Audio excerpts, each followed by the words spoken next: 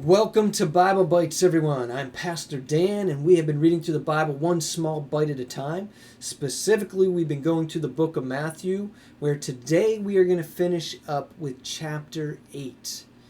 Today we're dealing with demon possession. This will likely raise a lot of questions that I can't answer, but I will try to make a comment on a few things. Verse 28. And when he came to the other side, when Jesus came to the other side of the lake of Galilee, to the country of the Gadarenes, or the region of the Gadarenes, two demon-possessed men met him, coming out of the tombs, so fierce that no one could pass that way. So let me stop there. I don't know if you've ever seen demon possession. I've seen it. I have friends who have, brothers and sisters in Christ, who have dealt with demon possession, have prayed over people, have seen the demon leave.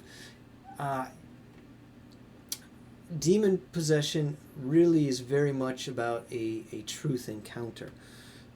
People who, at least in the case where the cases I've heard about and have friends who've witnessed this, it was all about the person being able to confess and believe the truth, and then the demons have no place in them any longer. But these particular demon-possessed men lived in tombs, which would be like carved out of rocks. Often tombs were basically a little bit like a cave. And they were so fierce that no one could pass that way. People were scared of them. They were probably lonely, very depressed. They maybe were men of violence when the possession, when the demons would take authority over them and oppress them. We don't know all that was associated with their actions, behaviors, but it was obviously anti-social stuff, at least to some degree. Now, these are real people, and remember that they are suffering the impact of the demon possession. So we just need to keep that in mind. It says, and behold, they cried out. These men who are demon-possessed cried out, "What have you to do with us, O Son of God?" The demons here recognize Jesus' identity. Son of God is a term of great significance. Those in the ancient world, specifically the Jews, would have recognized that term, used a couple of times in the Old Testament to refer to spiritual beings. And what we see here is that these demons understood the identity of who Jesus was. And they asked him, "Have you come here to torment us before the time?" Jesus has authority over them. They're concerned that he's there to torment them. By torment, I think very much that's associated with judgment. And they're asking, before the time? Are you coming here before the time? And they're referring to a day of judgment. Revelation 12:12 talks about the fact that Satan, I think it's 12:12, that Satan has,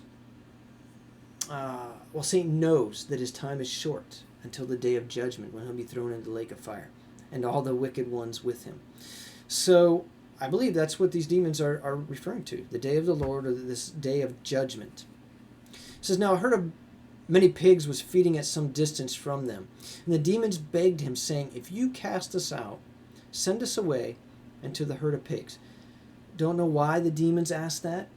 Perhaps, and this has been conjecture that I've heard, perhaps spiritual beings cannot exist in this physical world apart from possessing a body. Right? So that makes sense to me, but I don't know if that's exactly true or not. And Jesus said to them, "Go." So he gave them permission to go into that herd of pigs. So they came out and went into the pigs, and behold, the whole herd rushed down the steep bank into the sea and drowned in the waters. What a curious impact that demon possession had on these herd of pigs, that they would commit suicide. They would kill themselves. The herdsmen fled. They were scared. Maybe amazed, but definitely I think there's probably fear. And going into the city, they told everything, especially what had happened to the demon-possessed men.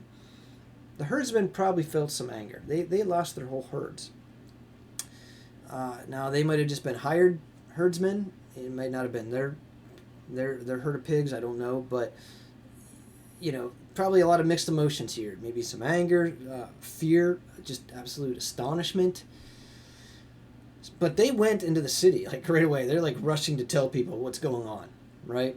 And then as they told people, especially about these demon-possessed men, that, like, these demon-possessed men are now normal. In fact, in another passage, we learned that when the people started coming out to meet with Jesus, they saw the demon-possessed men in their right mind. One of the other Gospels doesn't mention two. It only talks about there being one. That's not a contradiction. It's just it's what the biblical authors are remembering, right? So one remembers there being two. One was focused on there being one, but the other gospel that talks about there being one doesn't say there was only one. It just mentions that there was one. So so it says in 34, behold, all the city came out to meet Jesus, and when they saw him, they begged him to leave their region. Wow, what an interesting response to Jesus. They saw Jesus' authority. They recognized that, man, Jesus is a man of authority. This whole passage is very much about Jesus' authority, about his identity, who he is, and how men respond to the Son of God. So that's chapter 8. We'll pick up in our next video in chapter 9. Look forward to starting that chapter with you. We'll see you then.